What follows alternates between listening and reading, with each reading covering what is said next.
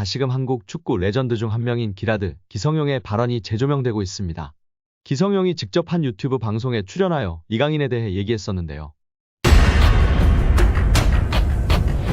현재 미드필더 이강인이 세계적인 플레이메이커와 함께 국제축구 역사통 계연맹 IFFHS 플레이메이커상 후보에 나란히 오르며 화제입니다.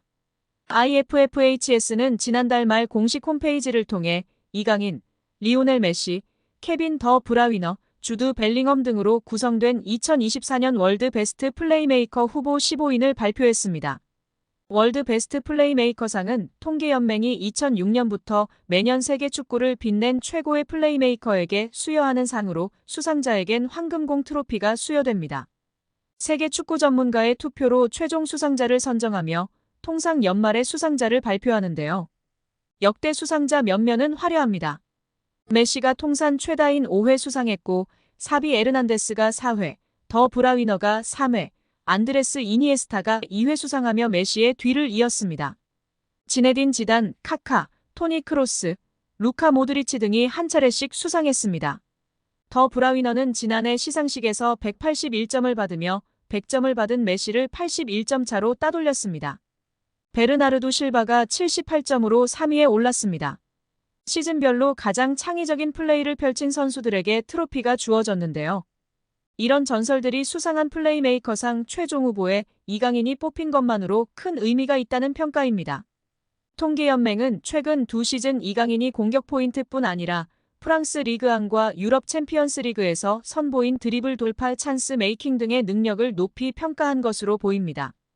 이강인은 올 시즌 챔피언스 리그에서 키패스 11개를 기록하며 전체 공동 4위를 질주하고 있는 상황입니다.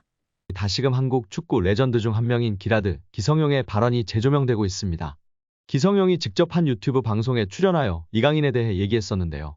이강인의 성장과 잠재력을 감탄하며 한국 축구 선수들이 유럽에서 어떤 평가를 받을 수 있는지에 대해 전했습니다. 기성용은 이강인에게 자신감과 경기 운영에 필요한 성격적인 요소들을 갖추는 것의 중요성을 강조하며 중앙 미드필더가 중요한 역할을 한다고 언급하였습니다. 그러나 중앙 미드필더가 되려면 실력뿐만 아니라 성격과 체력적인 부분에서 많은 노력이 필요하다고도 발언했는데요.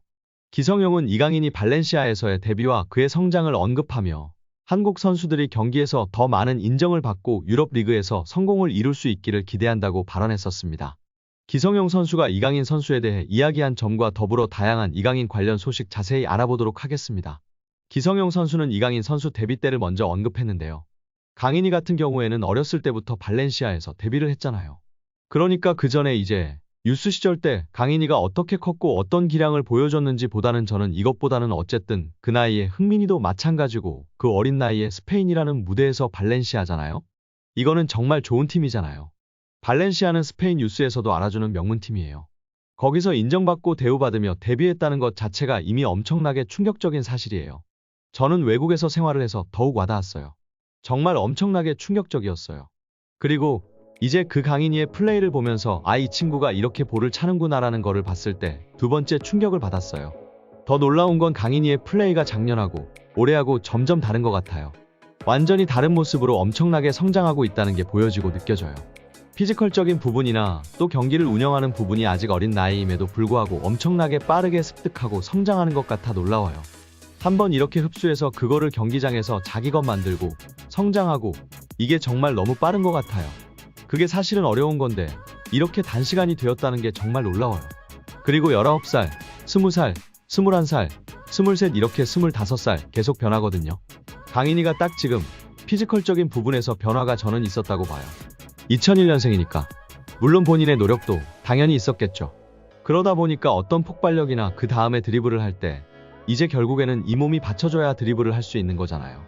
그런 부분에 있어서는 확실히 작년, 재작년, 작년 올해가 좀 다른 느낌인 것 같아요.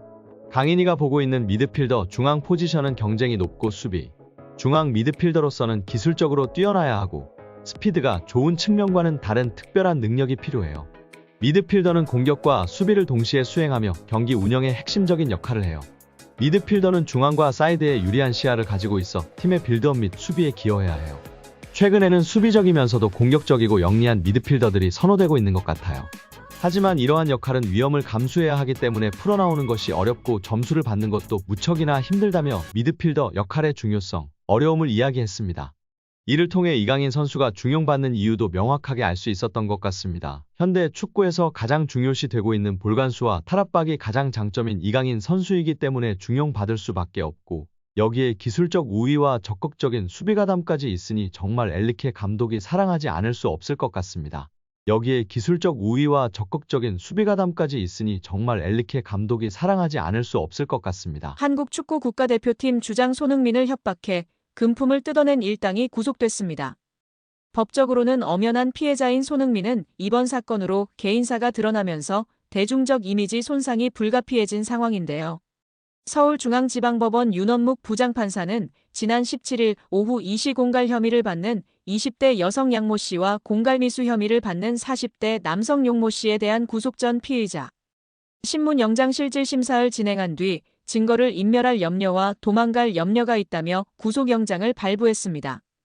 양 씨는 손흥민의 전 연인으로 알려졌으며 지난해 6월 임신했다는 사실을 근거로 손흥민에게 3억 원을 갈취한 혐의를 받고 있습니다.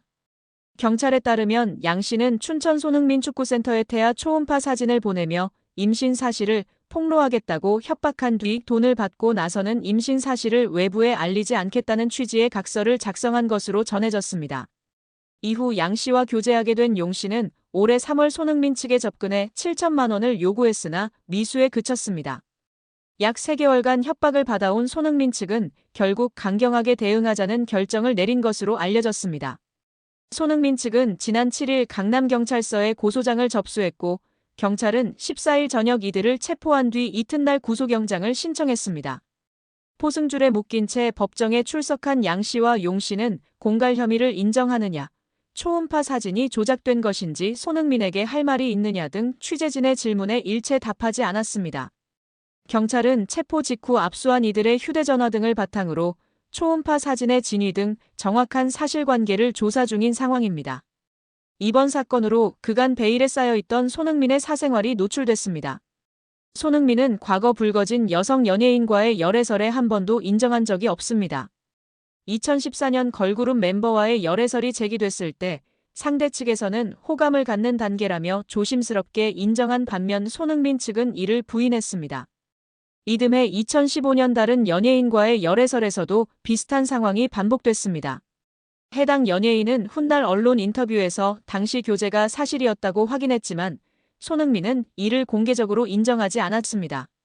한편 손흥민을 공갈한 혐의로 체포된 양모 씨는 지난 17일 서울중앙지법에서 열린 구속 전 피의자 신문 영장실질 심사 때 포승줄에 묶인 채 트레이닝복 차림으로 출석했는데요. 마스크를 썼으나 얼굴이 상당 부분 노출됐으며 몸매가 드러나는 듯한 모습도 포착되며 인권 논란도 일어나고 있는데요. 이를 두고 온라인에선 경찰이 흉악범도 아닌 양 씨의 인권 보호에 소홀한 것 아니냐는 지적이 나왔습니다. 하지만 양 씨의 복장은 스스로 선택했을 가능성이 있어 보이는데요. 국내 언론사들의 취재를 종합하면 구속심사에 참석한 양 씨의 복장은 검거 당시 복장이 아니었던 것으로 알려졌습니다. 호송 전 자신의 옷으로 갈아입은 것으로 추정되고 있습니다. 경찰 수사 단계에선 구속 피의자라도 따로 복장과 관련한 규정을 두지 않으며 검거 이후 피의자에게 옷을 갈아입을 기회를 주기도 하는데요. 한 경찰 관계자는 적어도 경찰에서 관할할 때는 무조건 자율복장이라고 설명했습니다. 양 씨가 모자를 쓰지 않은 점 역시 경찰에 따로 요청하지 않은 결과로 추정됩니다. 통상 경찰은 취재진 앞에 서는 피의자가 요청할 상황을 대비해 모자를 구비해둔다고 합니다. 이날도 상표를 가린 모자 2개가 준비돼 있던 것으로 알려졌으며 같은 날 영장심사를 받은 공범 용 씨의 경우 경찰의 요청에 모자를 써 얼굴을 가렸다고 합니다. 팬들의 반응은 둘로 나뉘고 있는데요. 한편에선 해당 여성과 성관계를 가진 것은 사실 아닌가? 떳떳했다면 왜 3억 원을 줬을까? 라는 의문이 제기되고 있습니다. 반면 손흥민도 다 큰 성인인데 이성교제를 할 수 있다, 사생활 영역이다, 협박범을 비난해야 한다라고 두둔하는 의견도 있다. 남성 위주 커뮤니티와 여성 커뮤니티에서의 반응도 극과 극으로 갈리고 있는 상황입니다. 현재 손흥민 측은 명백한 피해 상황이고 어떠한 선처도 없다며 초음파 사진 등은 조작됐다고 주장하고 있습니다. 그간 바른 생활 사나이 이미지에 흠집이 난 손흥민이 이 곤경을 어떻게 빠져나올지 관심이 모아지고 있습니다. 특히 손흥민의 소속팀 토트넘은 오는 22일 맨체스터 유나이티드와의 유로파리그 결승전을 앞두고 있어 이번 사건이 그의 경기력에 영향을 미칠지에 대한 우려도 나오고 있습니다.